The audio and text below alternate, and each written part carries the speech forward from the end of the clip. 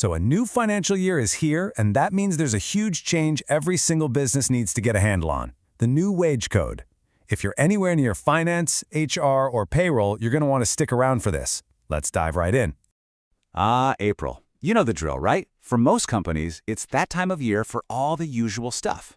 You've got performance appraisals happening, new salary letters going out, everyone's scrambling to get their tax declarations in, and of course, setting up those fresh payroll registers for the brand new year. It's a cycle, it's familiar. But this year, underneath all that routine activity, there's a much bigger question kind of bubbling up to the surface, a question that could totally change how your payroll works. And that is your company actually ready for the new wage code? To even begin to answer that, we have to get right to the heart of this new law. And it all comes down to one thing: the 50% wage rule. Honestly, this is the single biggest change you need to wrap your head around. See, it all kicks off with one seemingly small change. The Code on Wages from 2019 completely redefines what the word wages legally means. The whole point was to get one standard definition across a bunch of different laws, which would hopefully boost Social Security benefits for employees.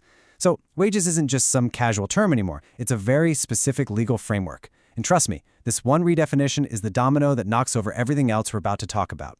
So what's the magic number? It's this one right here, 50%. The new code basically says that an employee's basic pay has to be at least 50% of their total compensation. That means all those other allowances and perks, they can't make up more than the other 50%. It sounds simple, right? But the consequences are absolutely massive. And that leads us perfectly into what I like to call the financial ripple effect. It's kind of wild, actually, when you think about how one little change in a definition can send these huge waves across an entire organization. So let's see how that actually plays out. This is where it all starts to click.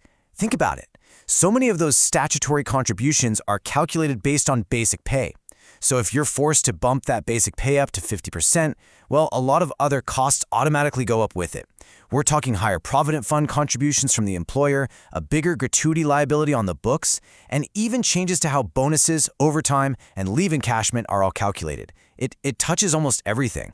And this shows you right here that this isn't just one department's headache. Your finance team is now staring down a direct increase in costs. Your HR folks have the monumental job of restructuring every single salary in the company to make sure it's compliant. And the payroll team? Oh, they're on the front lines, knee-deep in complex recalculations, making sure every single pay slip is perfect and, more importantly, legal. Okay, so all of this brings up a really critical point about timing. Why is it so darn important to deal with this right at the beginning of the financial year? I mean, why not just wait a few months? Let's talk about that urgency. You know, this quote really just says it all. The start of the financial year is the moment. It's when you lock in your budgets, you send out the new salary letters, you finalize the payroll structure for the next 12 months. If you try to go back and change all that in, say, September, it's not just messy, it's a logistical nightmare. You're looking at back calculations, revised tax declarations, and a whole lot of confused and unhappy employees. And when you lay it out side by side like this, the choice becomes crystal clear, doesn't it? If you act now, you get a smooth, clean transition. You get accurate calculations from day one and guaranteed compliance. But if you wait to fix it later, well, that's just a recipe for disaster. Complicated recalculations, the risk of penalties, and seriously unhappy employees. Okay, so we've covered the problem, we get the urgency. Now for the good news. There is a clear path forward. So let's walk through a simple strategic checklist to get your organization totally ready for this.